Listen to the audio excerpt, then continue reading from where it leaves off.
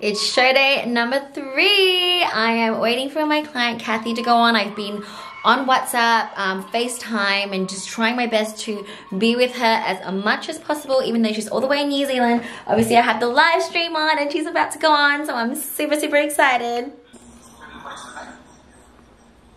She looks really good. This is Junior's division. Look at those glutes. Yes, girl.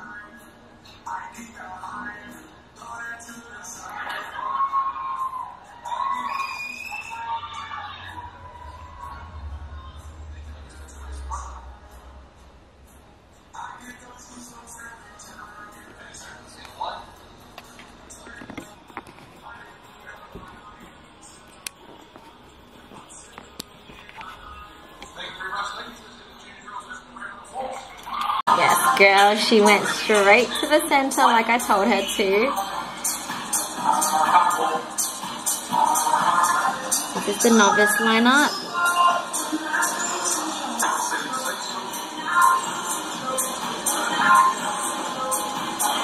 Nice, she's holding center.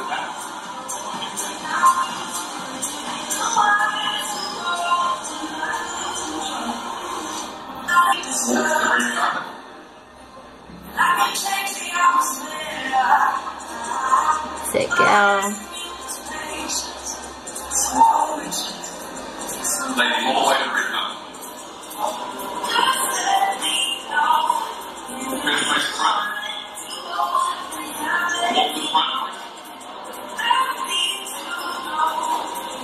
Sit, girl. Strut to the front. Yes.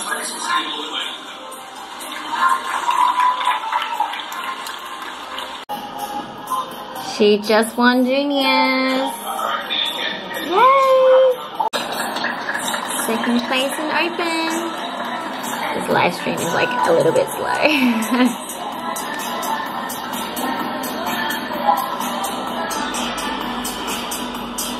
So just giving you guys an update. Kathy came first in her junior division, which makes her the official junior champion of Auckland, so that's super exciting. And then she came second in novice and second in open as well, so overall really, really successful because she placed in all 3 divisions, which means for me this season, every single one of the divisions that all my clients have been in, they've placed in every single one, which is a huge success. I know I only have 3 clients, but they all entered multiple divisions, and it's just really great that every one of them placed in all their divisions. That just, it means a lot, and it's a really, really big achievement for all of them. So it's been a really successful season. I still have one more show to go next week. Oh my God, is it next week? That's coming so soon. Yeah, next week, the last show for my clients. Obviously, I have 2 of my clients who will be doing that, Anne and Sarah, and they're both ready. They're looking so good. I'm so glad that I got them ready early because obviously we had this whole week of not having the gym. Gyms are reopened now, so we can go back and train. We have to wear masks, but it's fine. At least we can go back to the gym. I'm just very happy that it didn't impact their prep too much, and they both still managed to make progress through not having gyms. I'm just really happy with where they're at as well. But I just wanted to share with you guys just a bit more background about me and Kathy's kind of coaching history. I talked about this on my Instagram story, but I think like it deserves a little bit of like a YouTube chat about it, and just so you guys know a little bit more, maybe I guess about me, about her, especially if you're new to the channel. She came to me a year ago during the peak of like the pandemic. Like it was like a worldwide kind of lockdown. Obviously she's in New Zealand, they were in lockdown, I was in Perth, I was in lockdown, and I was going through a lot in my life. It was probably one of the lowest points in my life, even though I didn't show it to anyone around me on social media or anywhere at all. It was just a very hard and low time for me internally, but I dealt with it really well, being able to be grateful for all the other things that I've had and that was coming my way. So even though it was the lowest point in my life, I just had a lot of new things, new doors opening for me as well. And one of them was Kathy. When she hit me up, I was a little bit shocked that she would want to start coaching in the middle of a pandemic. I'm like, okay, well, I'm not gonna say no to coaching. I have spots, I have time. I was literally sitting at home doing absolutely nothing. I mean, I was still online coaching, but I wasn't PTing at the time, so it was very, very free. So when she came on board, I was like, right, we have some screw-on dumbbells, a barbell, not even a proper barbell, to be honest. It was just like some plastic barbell, some bands, and we were gonna make it work. So she came on board at the time. I was also very shocked that she decided to pick me because I was not from New Zealand. Like, I'm not from the same country as her. It was the first time I've ever had someone from New Zealand reach out to me, and I knew that she could have just went to someone else, anyone else that was local to her, but she didn't. And she could have picked anyone else in Perth as well, or in Australia as well, and she didn't. She picked me, and that made me really happy. I still, at the time, as much as I believed in myself and my ability, I was still kind of shocked as to why she picked me. I was like, why are you choosing me? I was happy, but like shocked, you know? I just didn't know why. But over time, like, we built a really good relationship. Obviously, she's much younger. I'm pretty much pushing 30 soon, and like, she literally just turned 21, so she has a big, bright future ahead of her. She had so much going on. Like, when we first started, she was still studying. Obviously, she graduated, and then she got a full-time engineering job, and then she also started PTing, and there was like a lot going on. And then mid-prep, she also went through a lockdown, so we went through a lot together. So it means a lot to me for us to be able to finish this prep together. Just getting her on stage, I felt a sense of kind of fulfillment just because of how she was when she came to me, the circumstances that she came to me in, everything that we had to go through, and just the fact that she was like my little project, you know. Like, during that time, again, I didn't have much going on for me. My business wasn't booming. It was starting to get busier and pick up and go through like a different just a new door kind of opened for me in that avenue. My business really started to grow, but she was in the very early stages of that. So my own competing career obviously was down the drain at that time because of the pandemic. Obviously, I was 1 week out. My show got cancelled. I can't fly internationally, and I'm a pro. I have to compete internationally. So I was just, my personal competing life was just not going anywhere. And so for me to not go into a hole and feel depressed, especially since I couldn't go out and party, I couldn't go out and eat, I had to postpone my wedding. It was just a lot.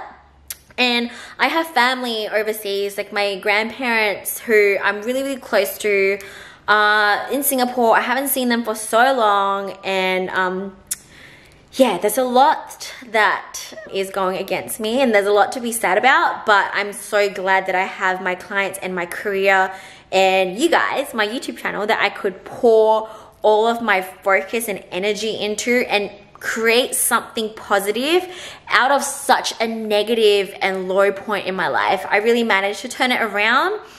And like I said, she was my little project during that time, and for me to complete it and finish it now, I'm just really happy, and I couldn't have asked for more. Just the fact that she actually came home junior champion and with 2 second places, like, I'm so happy. I couldn't have asked for more from this. It's only the beginning. It's gonna get harder from now. For us to kind of move on, to move forward, to get better. I'm gonna have to push her even more. I was very OCD with her, probably pretty hard on her sometimes, but she took everything really, really well. So even when sometimes I had to kind of like slap her back into space and just yeah, just tell her to focus, and just a lot of things, she took everything I said on board.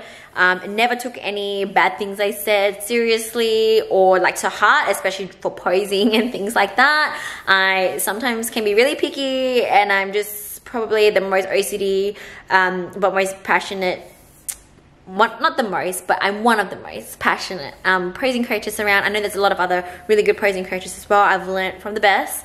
So anyways, yeah, I know it's not easy having me as a coach. So I'm glad that all my clients have stuck it through with me and have remained really loyal, because I've had obviously people leave me as well during this time. So whoever I do have, I'm really grateful for, and I give them my all. And if they see my value, that's all I ask. And they support my own personal journey as well. So yeah, it means a lot, especially during the time when gyms were closed. Obviously that meant a lot of people just not having a job, not having an income.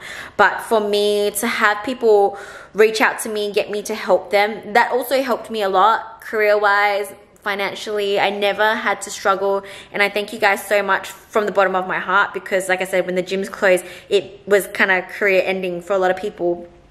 But it opened, again, a new avenue for me, because a lot of people chose to do online coaching with me. So again, I'm super, super grateful for all of that. And I'm grateful for this YouTube channel and all of you. And you guys just means more to me than you realize, because again, I haven't really talked much about it, but I'm quite an anxious person. And I was going through some stuff during the beginning of the pandemic. It's getting much better now, and things are looking so much brighter now. And there's so much exciting things happening for me. And I can't wait to take you guys along the journey with me. I'm in such a better place now, and I thank you all so much, all my clients who are watching this, and anyone who's supported my channel, gave me a view, gave me a like, gave me a comment. I appreciate it so, so much, more than you can imagine. I'm in love already. I haven't even freaking test driven it, but I think like I really like it. It's so pretty.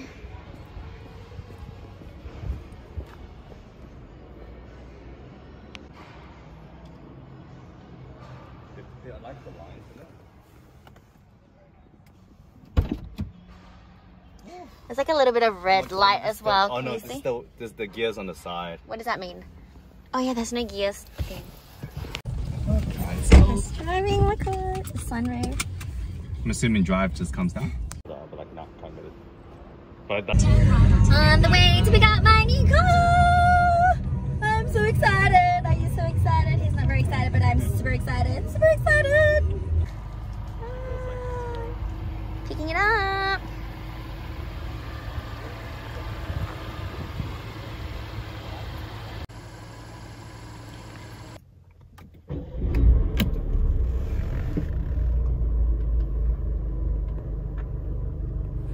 I am obsessed with the wheel as well. That little bit of red in there is just everything.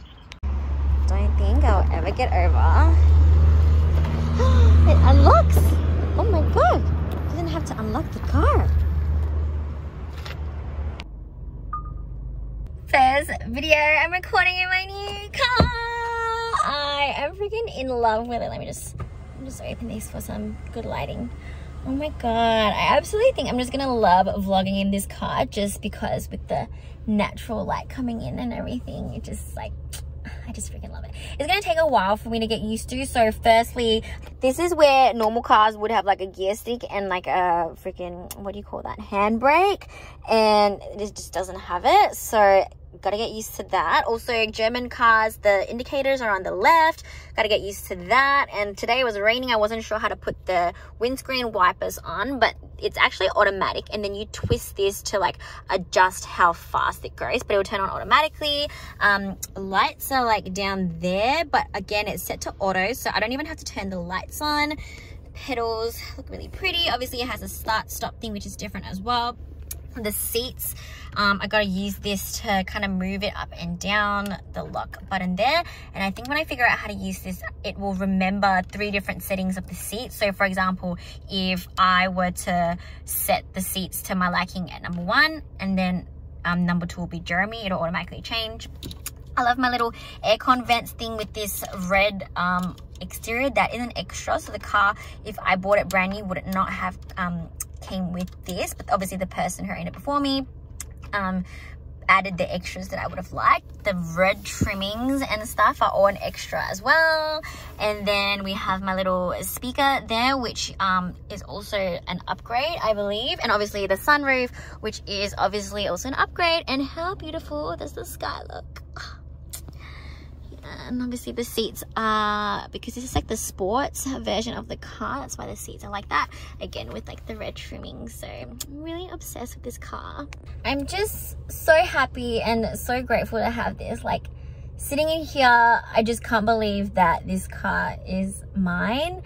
I have been driving my old Mazda for like 10 years now. I was lucky that that was like my first car that my dad bought for me. So this is literally the first car that I bought for myself, like all on my own. Like this is mine. So it is a lot, because I'm not someone that spends money on myself. Like I am quite uncomfortable spending money on myself. I don't know why. Like I'm a big saver. I'm Asian. I don't know. Like I go for the discounts. Like I don't know. It's just always been really hard for me to enjoy my money. I'm just always saving for a rainy day. Always worried. I think it just comes with being a naturally anxious person. Like no matter how good I'm doing in terms of like business and money, like at the back of my mind, even though I know I want to do better and I expect a lot from myself and I want to grow my business and everything, I have a fear that maybe this is my peak and that, you know, it's going to go downhill from here for some reason. Like maybe in a few years I won't earn as much money, like, but I really want to make myself step out of that mindset, because I want to be better. Like I don't want to be where I am right now. So why am I keep worrying and saving for a rainy day when I want to motivate myself to make sure that rainy day never comes? Like obviously it's good to have like, you know, savings to make sure that, you know, if there were a rainy day that like you could use it, for example, when COVID and stuff happened, you know, things like that you don't know. But you know, I'm always just worried about something. Like I don't really even know what I'm worried about. Like obviously, you know, just bought a house as well, and like traveling is huge for me, so I've always saved money for traveling. So obviously recently I got into investing as well, so that has slowly let me have a little bit more peace of mind that I am doing things to make sure, like when I retire, like obviously because when you're self-employed you don't have a super fund and stuff like that, like I can retire and kind of be comfortable from, you know, whatever money I'm earning now and obviously what I'm investing. Yeah, so obviously I have big dreams for myself. I only want to be more successful, and so, you know, why not reward myself with a car? Like my old car was amazing, but it was kind of falling apart. Like my aux didn't work, obviously there's no Bluetooth, and then I was using like this old radio transmitter to like listen to my music and listen to my podcast, and it was like kind of falling apart, so I could only hear music from one side. That was that. And then there's obviously a bunch of other things that were wrong with the car that I obviously fixed, but you know, I deserve a new car, and I'm happy, you know, happy for myself, and I'm proud of myself. And I just want to thank every one of you who has supported me on the way here, whether you were my PT client, my posing client, my online client. Like look, with my line of job, my initial fear when I first started is that I can't be a PT forever. I'm gonna get old and then I'm gonna have no money, and then, you know, obviously that's what like I was worried about in the past. But now like I only want to be better. Like age is not going to stop me. I'm going to be online coach for like as long as I can be, until I finally retire, which I don't even know that I want to retire. Like I guess being female as well, a lot of people, you know, a lot of girls are obviously scared that like, you know, once they enter motherhood or when they have kids, then they're not going to have a career and they're not going to have money. There's a lot of worries, just things you generally think about at night, you know. I worry about a lot of stuff, but this is a step for me to assure myself that I don't need to keep worrying about the rainy day. I should instead work hard to make sure this rainy day never comes. So I thank you all who have been supporting me like all this time. I'm really, really grateful for all of you. Like literally, I know during this pandemic and COVID, like it hasn't been very good for a lot of people financially, but you know, I've really grown this year a lot, and I've gotten better at what I do. And obviously with, I don't chase money. I chase success and passion, and I strongly believe when you chase after what you're passionate about and try to be better at what you're passionate about, like the money will come. And again, money will always be secondary to me. It is something that I do worry about, but it's not something that I'm like motivated by. And I think I've talked about this a lot of times before. Like I'm not motivated by money because I am like a big saver. Like I like to save and make sure that I'm comfortable and stuff like that, and I value time, and like I value a lot of things more than I do money. But you know, I'm glad that I splurged on myself, long story short. And I'm just gonna wrap up the vlog here. Thank you guys for supporting me, and I will see you guys in the next one. Make sure to like and subscribe the video as well.